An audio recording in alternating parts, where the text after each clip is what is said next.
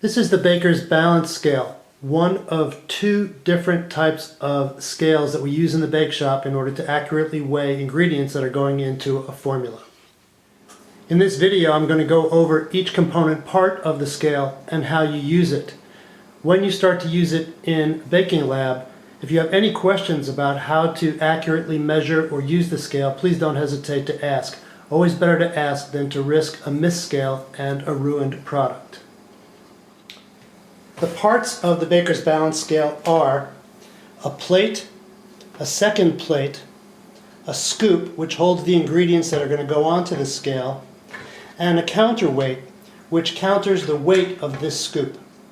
Down here we have what's known as an ounce indicator bar. I'll show you a close-up in a few minutes.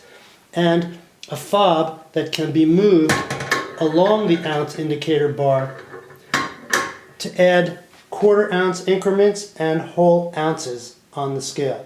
Right here we have two weights, a 2-pound weight and a 1-pound weight. We have many more in the Baking Lab. We also have 4-pound weights and 8-pound weights. This is a close-up of the ounce indicator bar and the fob on the ounce indicator bar. As you can see, it's set at 0, and we have a number of these notches. Each one of those notches represents a quarter of an ounce.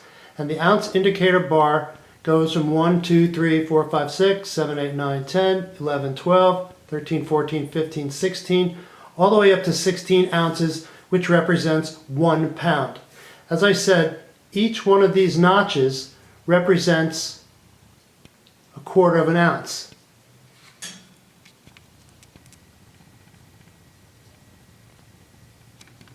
And the way you work quarter-ounce increments is like this. Pick the fob up, move it over 1 notch. That's a quarter of an ounce. Another notch is half an ounce. Another notch is 3/4 of an ounce. And another notch is 1 full ounce. 1 1/4, 1 1/2, 1 3/4, 2, and so on and so forth, all the way up to 16 ounces. As I said, the smallest increment on this scale that you can accurately weigh is 1/4 of an ounce.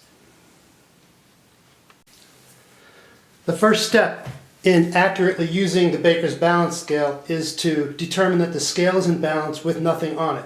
As you can see, the plates of the scale are moving back and forth, and what we want to do is make sure that we get those plates even with nothing on it. The best way to do that is to set the fob on the ounce indicator bar to 0, and then use your fingers to steady these posts to get those two plates to stop. The scale is said to be in balance and ready to go if these two plates are even. If they should be out of balance by the thickness of this plate, you can consider the scale to be imbalanced. If the plates should be out of balance by more than the thickness of one of those plates, call over the chef instructor and we can adjust the scale. Again, moving plates, steady it with your fingers, and the scale is in balance because both of those plates are lined up. After determining that the scale is in balance with nothing on it, it's time to add the scoop and the counterweight. The scoop always goes on the left side of the scale, and the counterweight goes on the right side of the scale. It's important to match up the particular scoop with the particular counterweight. If you notice, the letter B over here on the scoop aligns with the letter B on this counterweight. The scoops and the counterweights are actually a little bit different from pair to pair. So what we've done is identified match sets, and the idea here is to make sure that the scale is in balance with the scoop and the counterweight on it. Again, let's get those plates moving. The fob is on 0. Use your fingers to steady the plates.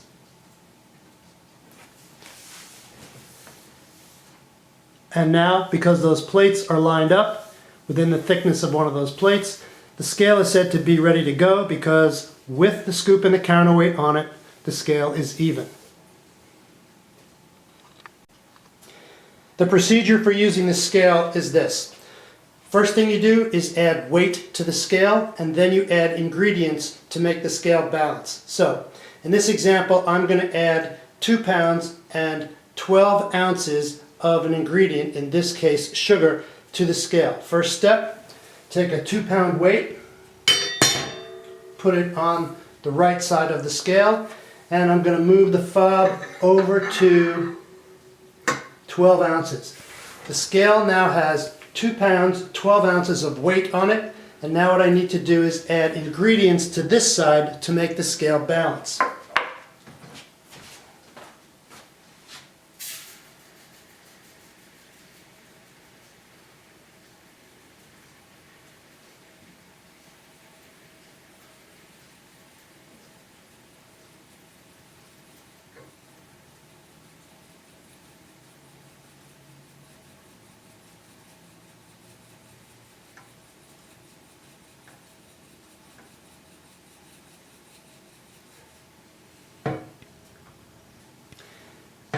Instead of waiting for the scale to come to its own balance, again, use your fingers on the post to steady and see how we're doing. And it looks like we're a little bit heavy. We have more sugar on the scale than 2 pounds 12 ounces. So what we'll need to do is take some of those ingredients off. And then slowly re-add until those two plates balance.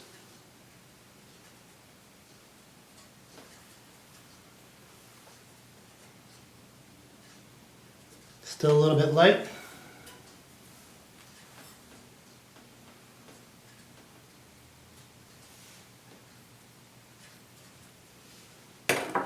Double check it.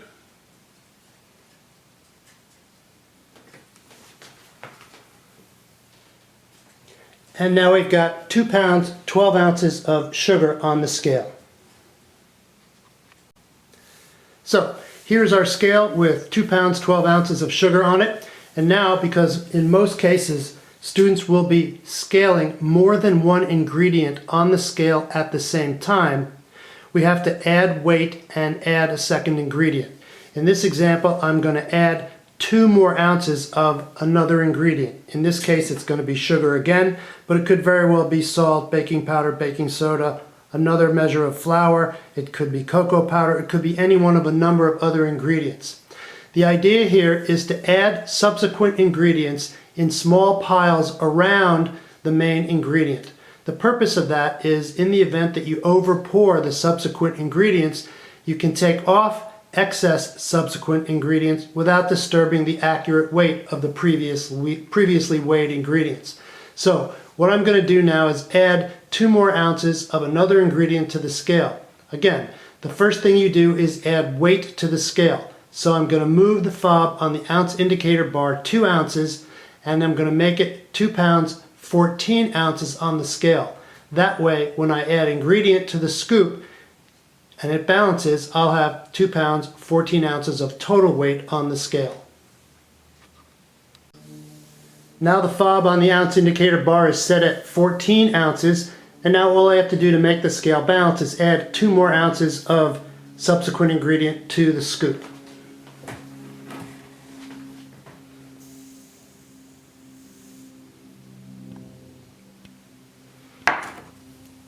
Steady the posts. Double check. Still need a little bit more.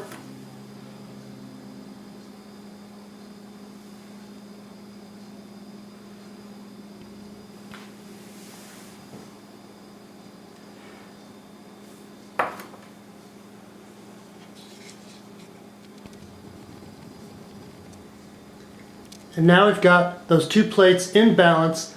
Total weight on the scale is 2 pounds 14 ounces. I want to add a third ingredient to the scale, and in this case I'm going to add 4 ounces of another ingredient. According to our procedure, the first thing I'm going to do is add weight to the scale and then add the ingredient. Right now the scale has 2 pounds 14 ounces on it. In order for me to add 4 more ounces of another ingredient, I've got to add 4 more ounces of weight to the scale. I'm going to do that by moving the fob on the ounce indicator bar. Right now it's set at 14 ounces. So I'm going to pick the fob up and I'm going to move it to 15. That'll be the addition of 1 more ounce. I'm going to move it to 16. That's going to be the addition of a 2nd ounce. I've still got to add 2 more ounces. However, every time that you get to the end of the ounce indicator bar, you need to, and you're going to continue, you need to add a 1 pound weight to the scale. So I'll move it over to 16. I'll add a 1 pound weight to the scale, and then I'll bring the fob back to 0. Move it over to 1, that'll be the 3rd of the 4 ounces, and then over to 2, and that'll be the 4th of the 4 more ounces that I'm adding to the scale.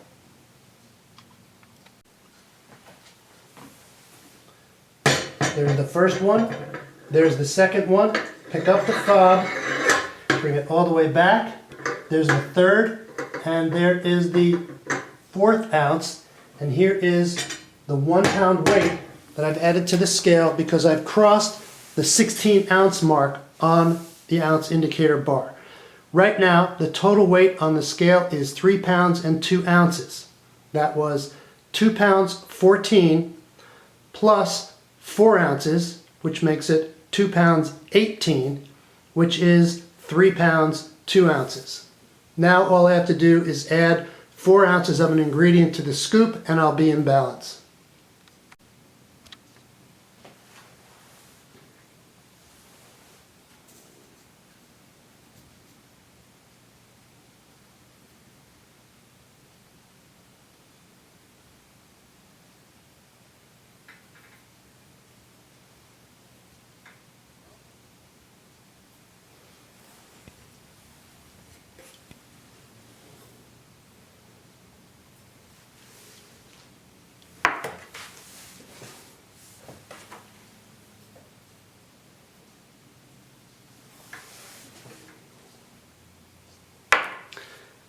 The scale is in balance. Total weight on the scale, 3 pounds 4 ounces, and I've got 3 different ingredients in the scoop. Let's take a closer look at the scoop so you can see the 3 separate piles of ingredients that are there. 3 ingredients, 3 separate piles. And that's as easy as it is to use the Baker's Balance Scale. Actually, the most difficult part about using a Baker's Balance Scale is adding additional weight when you get to the 16 ounce mark on the ounce indicator bar. But if you remember that every time you cross that 16 ounce, you add a 1 pound weight, you should be fine. Again, any questions that you have about how to accurately use the scale, don't hesitate. Ask the chef instructor. And if history is any indication, you're going to become very good at this very quick. And you'll be using a scale in the most efficient manner possible. Remember, all the ingredients that are going to be mixed together at the same time should be scaled together at the same time.